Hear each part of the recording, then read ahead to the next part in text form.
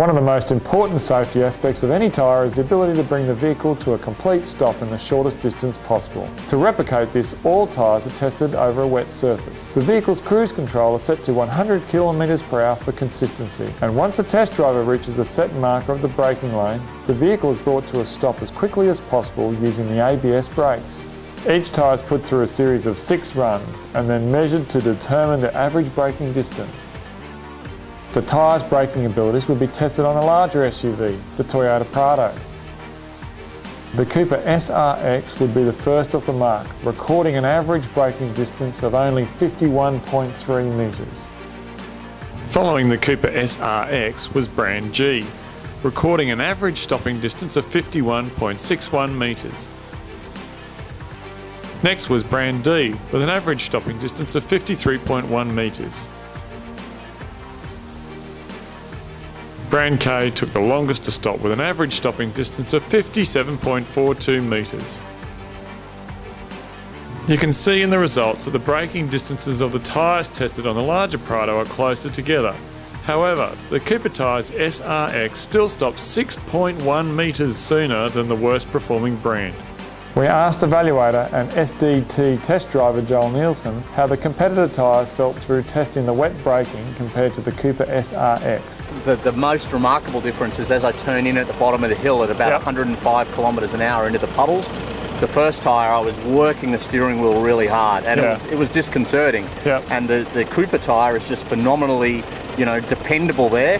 And then under brakes, look, the results have shown the distances are shorter, but it's that stability. The tyre also feels heavier. You can just feel the plies, the carcass strength of the tyre.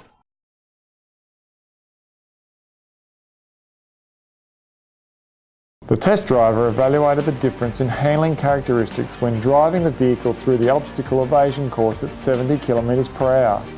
In a real-world situation, this test replicates if you were to swerve to avoid multiple obstacles and then drastically return back into your lane. This test is conducted to evaluate how the tyres respond to the driver's input. Next was the Cooper SRX on the larger Toyota Prado. Again, the test driver was able to keep the vehicle composed and in control through the entire course. Brand D was able to hold out through the majority of the course, but unable to negotiate the second last marker.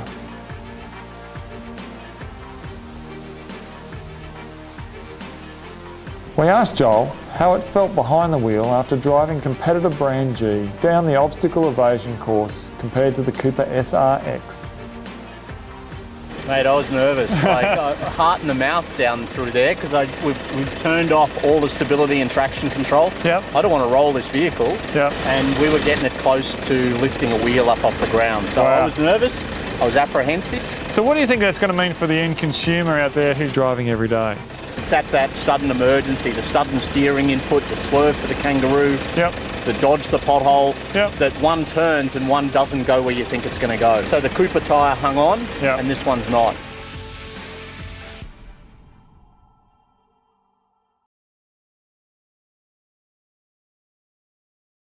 The evasive lane change is to simulate having to avoid an obstacle by dramatically changing lanes and returning back at speed. Now in the Toyota Prado on the Cooper SRX. Let's listen to Joel talk us through the competitor tyre run. Yeah, a little bit apprehensive as to what's going to happen here. So accelerate up, I'll start at 50 kilometres an hour. Steering it to the right, oh my God. Steering it back. Okay. Now the run on the Cooper SRX. So we're on the Cooper SRX tyre, coming towards our high-speed lane change. Going to steer fast to the right. Oh, that's much more stable. Turning it back. I could dramatically feel the difference between the two tyres there. Apparently from the outside, the other tyre was lifting up off, the front tyre was lifting up off the ground on the competitor tyre.